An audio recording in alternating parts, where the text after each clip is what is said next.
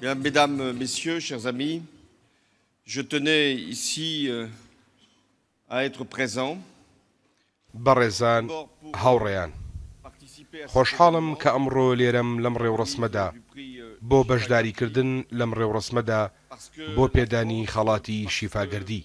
les pays libres چونکە فەڕەنسا و وڵاتانی ئازادی خواست دڵنیان démocratie, qu'il کە y a دیموکراسیات نابێت que s'il y a فرە liberté کولتوری de la presse. نابێت ئەگەر ئازادی La presse ڕادەربڕی fait un نەبێت travail چونکە میدیا کارێک دەکات کە قورسە و بوێرانەیە courageux بۆ دیارکردنی ڕووداوەکانی جەنگ pour montrer la guerre. Sans image de guerre,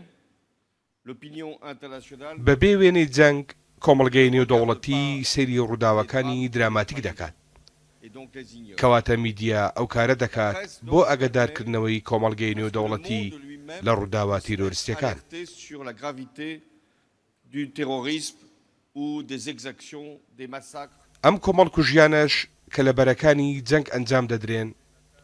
ڕۆژنامەنووسان ژیانی خۆیان کردە قوربانی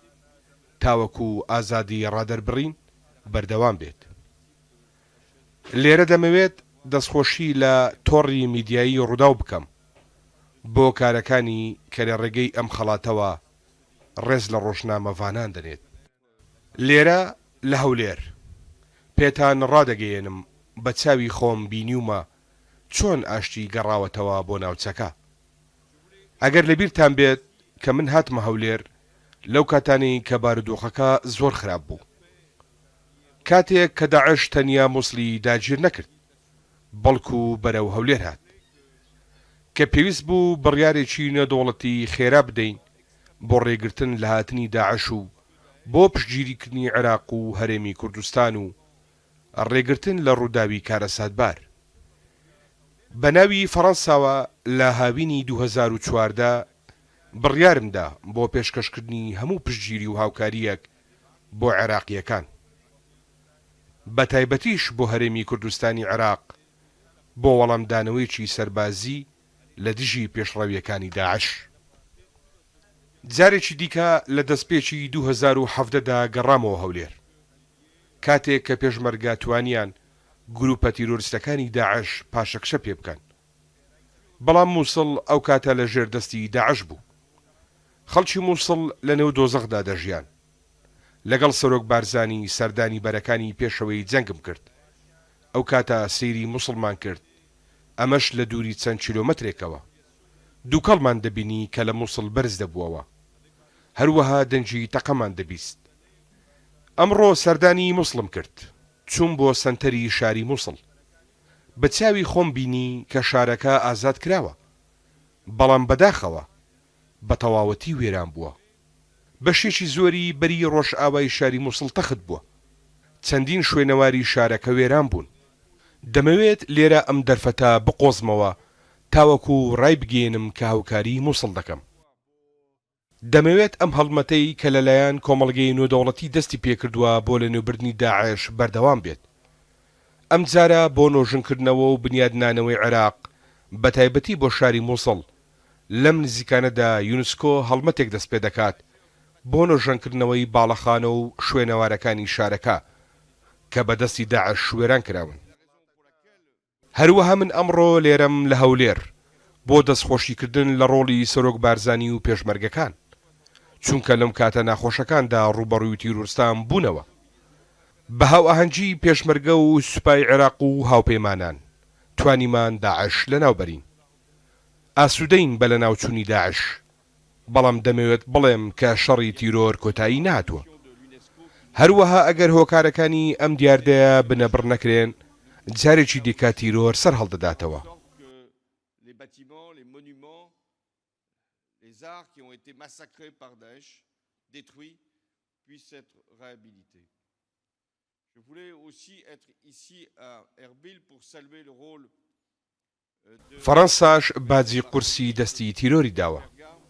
چونکە لە فەڕەنسا چەندین کردەوەی تیرۆریستی ئەنجام درا فەڕەنسا بەرەنگاری ئەم تیرۆریستانە بووەوە و بە بەشداریکردنی لەم هاوپەیمانی نێودەوڵەتی دژی داعش لە عێراق و سووریا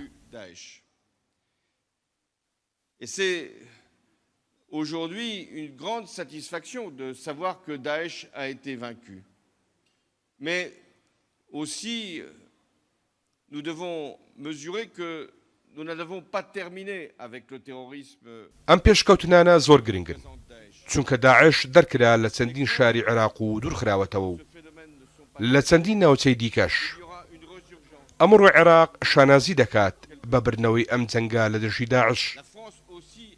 بەڵام لە سووریا جەنگەکە هێشتا تەواو نەبووە. هێشتا چەندین گروپی تیرۆریستی لەسەر خاچی سووریا ماون، بە تایبەتی داعش. لێرە دەمەوێت دەستخۆشی لە هێزەکانی سووریای دیموکرات بکەم کە توانیان داعش لەسەر خاچی سووریا لەناوبەرن. ئەگەر پێکەوە بە شانازیەوە و بە ئاسوودەییەوە تەمەشای ئەم ڕووداوانە بکەین کە لە چەندین مانجی ڕابردوودا ڕوویان داوە، بۆمان ئاشکرا دەبێت کە هێشتا ئاشتی بە تەواوی بەرقەرار نەبووە. Des villes que ce groupe terroriste occupait, j'ai évoqué Mossoul, a été écarté d'un certain nombre de lieux où encore il y a quelques mois بە دڵنیاییەوە لێرە لە هەرێمی کوردستانی عێراق بەڕێستان دەزانن کە دەتوانن بە ئاشتی بژین. هەروەها لە ناوچەکانی دیکەی عێراق پێشکەوتنی گرنگ ئەنجام دراوە بۆ سەقامگیری، ئەویش کە ئێستا حکوومەتێک دامەزراوە و توانای هەیە ڕوبەڕووی تیرۆر ببێتەوە. De nombreux groupes terroristes, notamment Daesh, et je veux saluer ce que font notamment le FDS pour éradiquer Daesh sur le sol syrien. Alors si nous pouvons regarder avec بەڵام ئەگەر خزمەتگوزاری پێشکەش نەکرێت بۆ گشت هاوڵاتیانی عێراقی لە گشت ناوچەکان، ئەگەر بنیاتنانەوە و سەقامگیری بە تەواوی و بە جوانی ئەنجام نەدرا، ئەوە هەڕەشە و مەترسی هەیە کە گروپەکانی تیرۆریستی جارێکی دیکە سەر هەڵبدەنەوە. تۆڕەکانی گروپی تیرۆریستی داعش بتوانن خۆیان ڕێک بخەنەوە. بۆیە زۆر گرنگە کۆمەڵگەی نێودەوڵەتی ڕۆلی خۆی لەم بابەتە ببینێت و دەبێت بەردەوام بێت لە هاوکاریکردنی سەربازی بۆ هێزەکانی عێراق تاوەکو هەماهەنگێکی ئۆتۆ بمێنێت لە نێوان هەردوولا. بە پێچاوانەوە لە سووریا بارودۆخی ئاشتی تەواو نییە و ڕژێمی بەشار ئەساد هەمیشە ڕخنەری گیراوە. بڕیاری دۆناڵد ترامپ لە کشانەوەی هێزەکانی لە خاچی سووریا جۆرێک لە نیگەرانی و ناڕەحەتی دروست کردووە. ئەم بڕیارە کە بە خێرا ڕاگەندرا کاریگەری دەبێت لەسەر گشت هێزەکانی هاوپەیمانان لە سووریا کە هەمان بڕیار بدەن. بۆیە من بە هەڵەیەکی گەورەی دەزانم کە پەیوەندی بپچڕێت لەگەڵ ئەو هێزانەی شەڕی داعش دەکەن لەسەر خاچی سووریا، بە تایبەتی لە باکووری سووریا. D'où l'importance que j'attache à l'intervention de la communauté internationale, qui doit continuer à prodiguer son aide et continuer aussi à apporter les moyens militaires. هەروەها نیگەرانم لەسەر هەڵدانی ململانەی لە نێوان تورکیا و هێزەکانی کوردی لە سووریا، چونکە ئەگەر تورکیا هەڕەشەکانی جێبەجێ بکات، بە تایبەتیش بەرامبەر باکوردەکانی سووریا و لەبەر هەبوونی چەندین بەندکراو لە زیندانەکانی باکووری سووریا، ئەگەر شەڕێک لە نێوان تورکیا و هێزەکانی کوردی ڕوو بدات، ئەگەری هەیە ئەم بەندکراوانە ڕابکەن و ببنە هەڕەشە بۆ ئەنجامدانی کردەوەی تیرۆریستی یان کوشتارگە.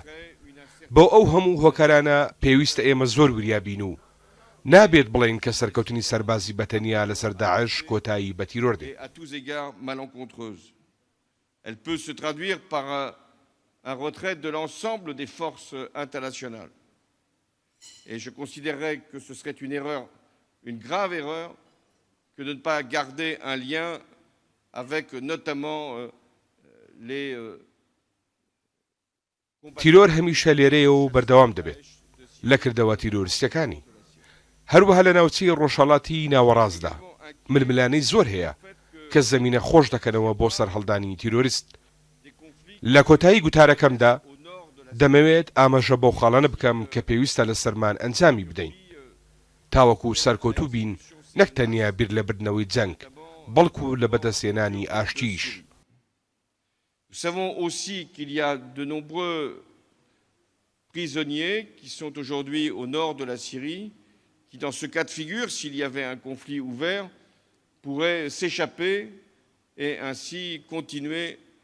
à commettre des attentats ou des massacres. Pour toutes ces یەکەمین بڕیار کە پێویستە پێکەوە بیدەین ئەوی شەڵمەتی بنیاتنانەوە بۆ باڵەخانەکان کە ڕووخاون دابینکردنی کەرستەکان بۆ ئەم باڵەخانانە هەروەها بنیاتنانەوەی دامەزراوەکانی حکوومەت هەروەکو بەڕێستان لێرە لە هەرێمی کوردستان کردوتانە پێویستە کار بکەین تا هەوڵاتیان لە سەقامگیریدا بژین و بتوانن لە هەمان کاتدا بڕیارەکانیان بدەن دووەمین بڕیار پێویستە بتوانین ململانەی لە ناوچەی ڕۆژهەڵاتی ناوەڕاست کەم بکەینەوە بەتایبەت ئەوەی لە یەمەن دەگوزارێت لە ڕێگای ڕوبەڕووبوونەوەی دوو هێز ئەویش لە نێوان ئێران و سعودیە سێمین بڕیار پێویستە کار بکەین بۆ ئەوەی لە سووریا پرۆسێکی ڕاستەقینەی ئاشتاوایی دەست پێ بکات و دوور بکەونەوە لە ململانەی نێوان هێزەکان des bâtiments qui ont été détruits, des installations, des équipements, mais de reconstruction aussi des institutions, comme vous l'avez fait ici au Kurdistan irakien. Nous devons donc faire que la population puisse être en sécurité, mais aussi en capacité de faire prévaloir ses décisions. لە کۆتاییدا هیواخوازین هەرچەندە دووریشە کە پرسی فەڵەستینی چارەسەر بکرێت بەڵام فەڕەنسا کە منوێراتیم کردووە بە درێژایی 5 ساڵ فەڕەنسا کە بڕیارە هەر گرنگەکانی داوە لە چەندین کاتی گرنگ لە ململانەکانی ئەم ناوچەیە و بەرەنگاربوونەوەی تیرۆر فەڕەنسا هەمیشە لەگەڵ ئێوە دەبێت من لەوە دڵنیام چونکە فەڕەنسا بە دوای هیچ بەرژەوەندێکی تایبەتدا ناگەڕێت لە ناوچەکەدا بەڵکو بە دوای ئاشتی بۆ ناوچەکە دەگەڕێت دەیەوێت فرا کولتوری و دموکراسیەت و هاوسەنگی بپارێزێت فەڕەنسا بەرگری لە مافەکانی کەمینەکان دەکات فەڕەنسا بەرگری لە ئازادی ئاینی دەکات فەڕەنسا دەوێت کە کریستیانەکانی ڕۆژهەڵاتی نێوەڕاست بتوانن بە ئاسوودەیی لێرە بژین ئەمەش لە هەرێمی کوردستان جێبەجێ کراوە Mais la France que j'ai représentée pendant 5 ans,